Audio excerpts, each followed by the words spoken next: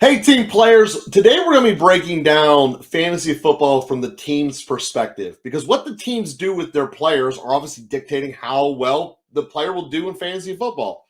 Today we're discussing the Indianapolis Colts. And Bob, this is one of the teams that is going to have the biggest increase by changing coaching behind the scenes. And just Saturday, flat out, was an incapable, incompetent coach out there.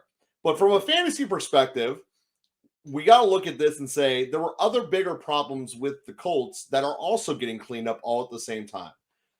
First, Taylor's healthy. Second, the quarterback situation, even though it's going dramatically younger, is almost certainly going to be better because there won't be the pull them in, pull them out debate that was happening last year. Now, the Colts overall, just to give full bias, I believe are the sleepers that are going to win the division that no one knows. They're the only team in this division that's not 25th or worse in the offensive line. They have the 10th best O-line in football. They run the ball very well. And they're a team that's slept upon because with incompetent coaching, they didn't do good. Shocker. It's what always happens. But when you get back to, again, an unproven first-year coach, but it can't be worse, almost by default, it's going to improve. And one of the things that the Colts got away from last year is they were not above the league average in running the ball. Again, bad coaching, Taylor getting hurt. I do not foresee that happening again. I see them getting back to 45% rushing the ball, which as a result means that they're going to be giving Taylor a volume share. Now, the wild card that people keep saying when they're saying why Taylor should not be considered one of the top three running backs in fantasy football is this belief that Richardson is going to steal touchdowns from him. I do not subscribe to that belief, Bob. Just as a starting point, I believe Richardson has a chance of being the best quarterback when it's all said and done out of this draft. Mostly because the two above him, one is way too small and the other one went to Ohio State. And I just think as the end result, it's going to work out for the Colts. So when I say this all together, I am also very high, despite the potential of a rookie quarterback, on their wide receivers. Michael Pittman was one of the top 10 in targets last year as a very young player. Mm-hmm. And when you've already established that you deserve targets in this league, and the Colts are going to evolve into a play-action system, I think Michael Pittman is primed to be a very good receiver, borderline top 10 when it's all said and done. And you're able to get him in the 5th and 6th rounds in some leagues. At least that's where his ADP is. And I think he's an absolute steal. So, Bob, I want to give you a chance to weigh in here on the powder and blue. One of the things about Taylor coming out of camp currently is that he's on the PUP list. He had surgery last year to repair his ankle. He's still not 100% healthy yet. Usually when players go on the PUP list this early from those injuries in the past, similar to Breece Hall, we're thinking that, they're just easing them into things. Mm-hmm. And with Taylor, we are coming off a season in 2021 that he was coming out and being the number one running back taken overall. So when you come into the number one running back overall being taken, and you perform as he did last year, 861 yards and 4 touchdowns, of course, you're going to have sour feelings about him. Mm-hmm. But we need to think about it this way. First game of the season against Houston, crushed him. 161 yards, 1 touchdown. Jacksonville, they didn't play as well. Nine carries for 54 yards. Then he had carries of 21, 20, 10, 16, 22, 22, 20, 21. So the volume for Taylor is there. Mm-hmm.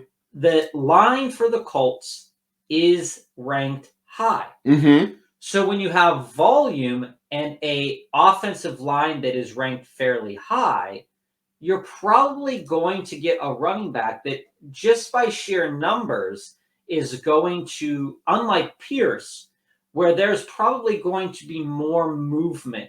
They're going to probably move the ball downfield a little bit more. We like Richardson's talent, raw talent, a little bit better than C.J. Stroud because C.J. Stroud's coming from a system where, very good protection, whereas Richardson's coming from Florida, and Florida has had some down years. There's no way to shake that. But when it comes to Taylor, he missed 2 games, week 5 and 6. Then he missed another game, week 9. Then he missed basically the last 4 games of the season. So he wasn't there for your fantasy playoffs. But prior to that, when he was really healthy, okay, weeks 10 through 13, he got 147 yards against Vegas, 84 yards against Philly, 86 against the Steelers, and 82 against Dallas, and he had 3 touchdowns within that frame too. He's not a very big pass catcher, only caught 40 passes last year. Which was more than Etienne. When you look at him from the previous year, 2021, when he did his best, he had 51 catches, 2 touchdowns, 360 yards, nothing magical there.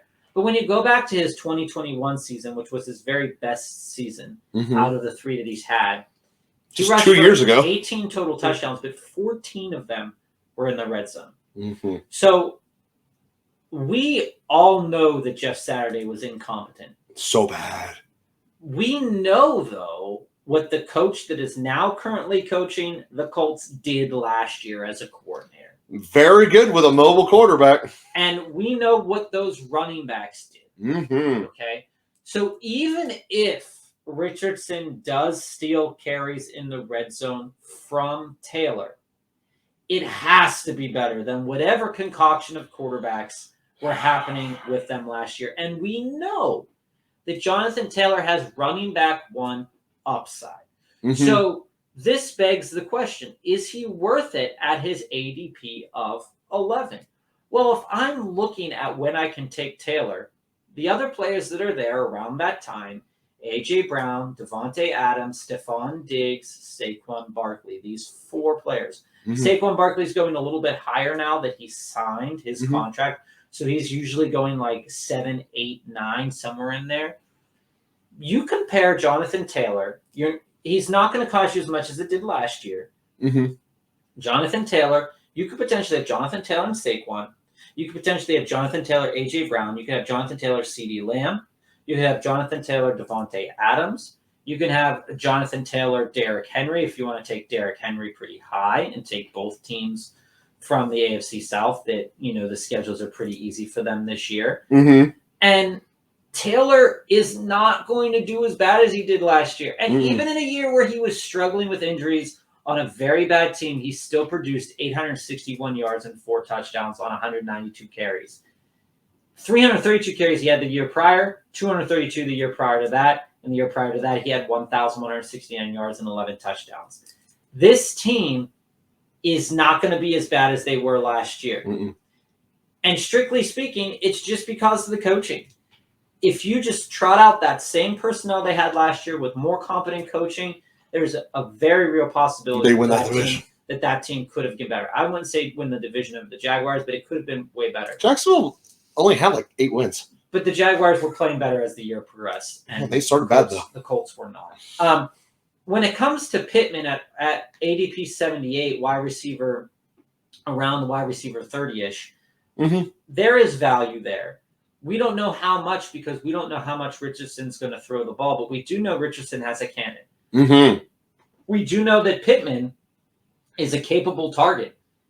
He's never really caught more than 6 touchdowns. Approaching 1,000 yards, getting there will be a very big step for Pittman. But if you're clocking him in as your wide receiver 3, say you went running back heavy and he's your wide receiver 2. Yeah, it's not very exciting, but the value is tremendous. Oh, yeah.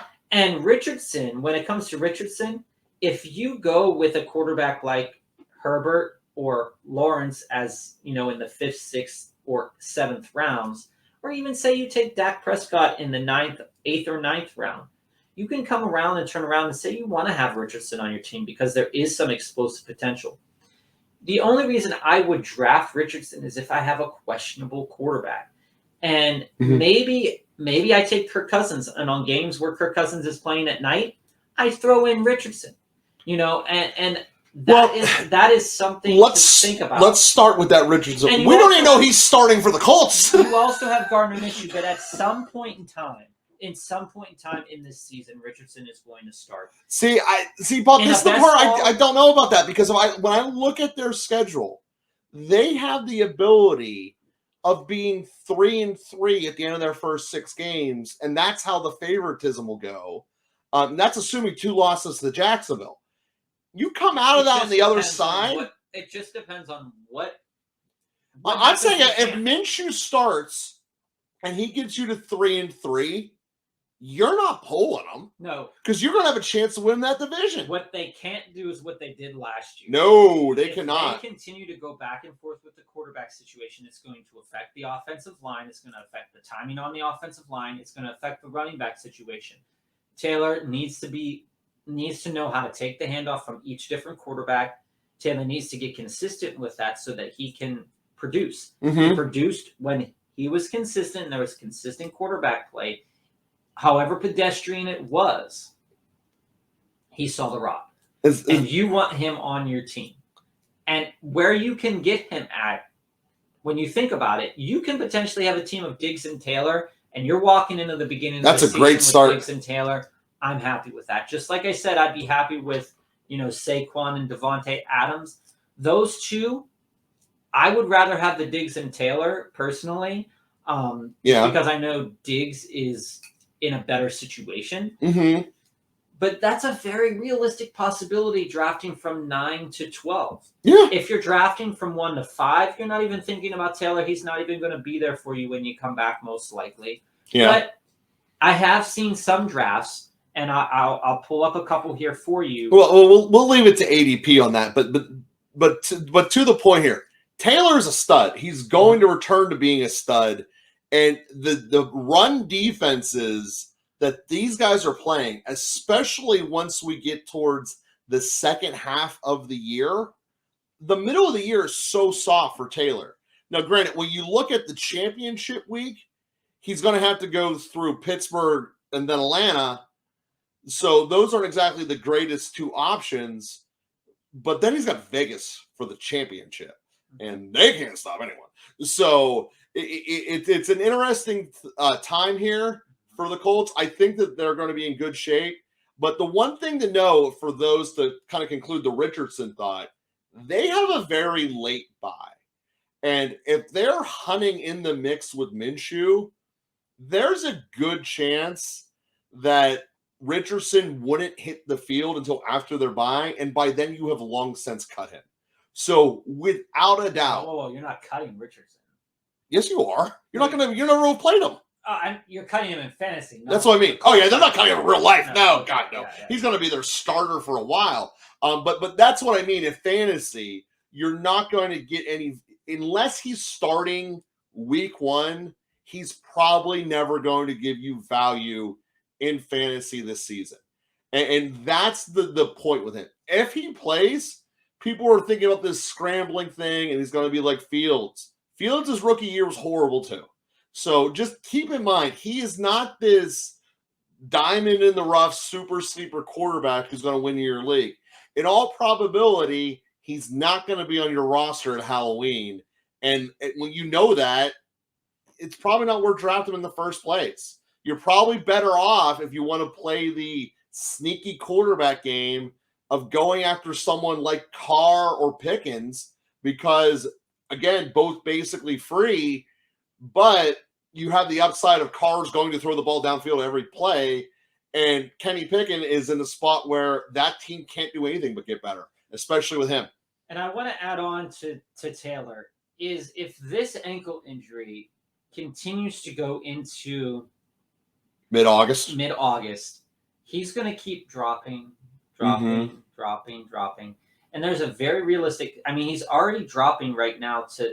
You could get a combination of Eckler and Taylor. That's crazy at the 4-5 range, or Kelsey and Taylor at the 7th range. If he keeps dropping, that means that Derrick Henry, Tony Pollard, Josh Jacobs might continue to climb, and you could end up with Christian McCaffrey and Jonathan Taylor, who have had that's a league winner. Who have had 2 of the best seasons fantasy running backs have ever had. You could end up with Justin Jefferson and Jonathan Taylor.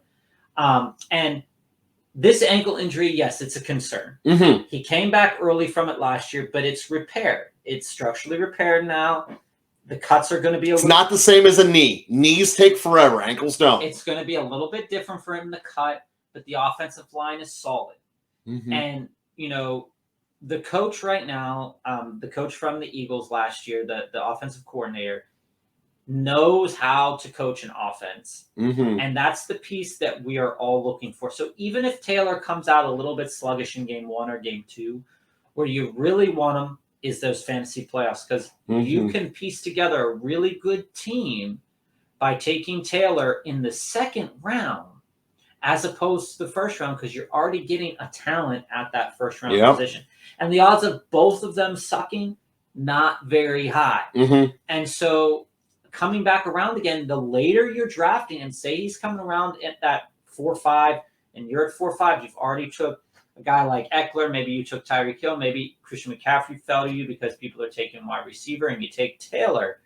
Your third round pick is still going to be super freaking solid. Yeah, talking about like a Olave or something like that. And if you wanted to take another running back and take Ramondre Stevenson, you're set for the entire year. Even if Taylor starts not doing well, he's going to eventually pick up as the season goes on.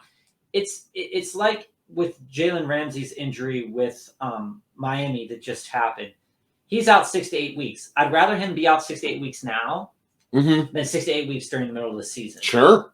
And so if he needs a week or two at the beginning of the season to get better, by all means, get better and then perform the rest of the year, because that's going to happen for Jonathan Taylor.